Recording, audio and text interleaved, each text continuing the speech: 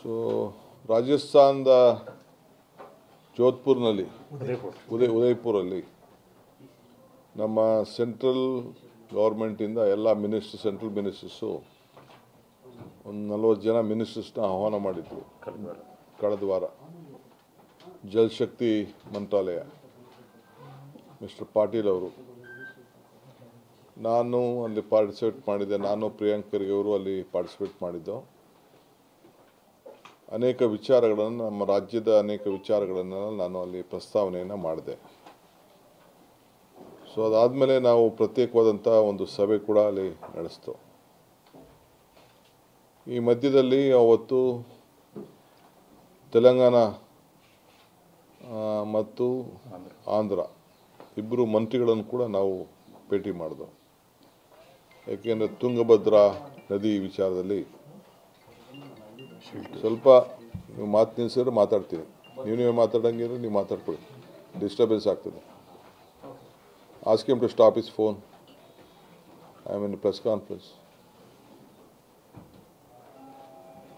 So ನಾನು ಅಲ್ಲಿ Telangana minister ಮತ್ತು ಆಂಧ್ರ ಮಿನಿಸ್ಟ್ರು ಮತ್ತು ನಾನು 3 ಜನ ಕೂತ್ಕೊಂಡು ಚರ್ಚೆ ಮಾಡಿದೆವು. ಅಫಿಷಿಯಲ್ಸು ಚರ್ಚೆ ಮಾಡಿದೆವು.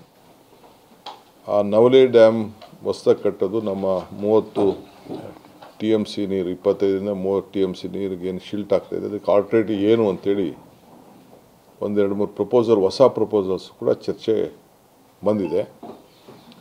ಆ ವಿಚಾರ ಮಾತಾಡೋದು ಅಂತ ಅಲ್ಲಿಂದನೇ ನಾನು ಆಂಧ್ರ ಚೀಫ್ ಮಿನಿಸ್ಟ್ರಿಗೂ ರಿಕ್ವೆಸ್ಟ್ ಮಾಡ್ಕೊಂಡಿದ್ದೀನಿ, ಮೊದಲನೇ ವಾರ ನಮಗೆ ಟೈಮ್ ಕೊಡಿ ಅಂತೇಳಿ. ನಾವೇ ಬರ್ತೀವಿ ಅಂತ ಹೇಳಿದ್ದೇವೆ.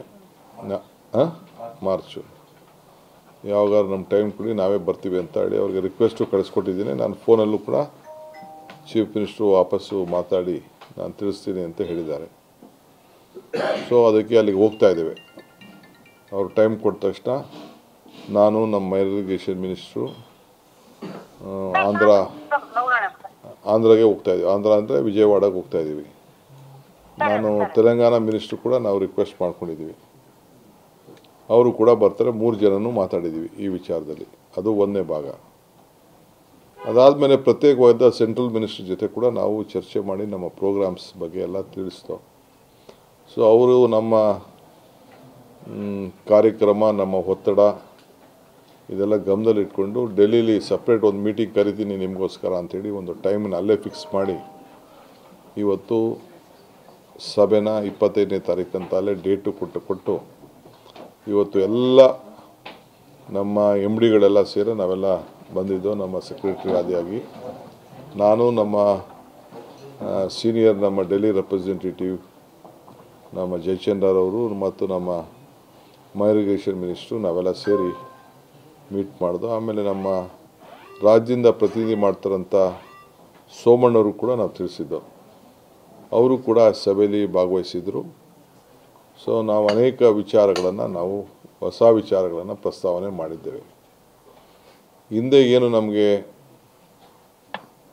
5,300 ಕೋಟಿ ರೂಪಾಯಿ ಅವರು ಅಶ್ಯೂರೆನ್ಸ್ ಮಾಡಿದರು, ಅದ್ರದ್ದೇನು ಲೋಪದೋಷಗಳು ಅವರಲ್ಲೇನಿತ್ತು ಅದೆಲ್ಲ ಕ್ಲಾರಿಫಿಕೇಷನ್ಸ್ ಎಲ್ಲ ಕೊಟ್ಟಿದ್ದೇವೆ. ಮೇಕೆದಾಟು ವಿಚಾರ ಪ್ರಸ್ತಾವನೆ ಮಾಡಿದ್ದೇವೆ ಮತ್ತು ಮಾದಾಯಿ ವಿಚಾರ ಕೂಡ, ಕ್ಲಿಯರೆನ್ಸ್ ವಿಚಾರದಲ್ಲಿ ಕೂಡ ಅದನ್ನೆಲ್ಲ ಕೂಡ ನಾವು ಪ್ರಸ್ತಾವನೆ ಮಾಡಿದ್ದೇವೆ.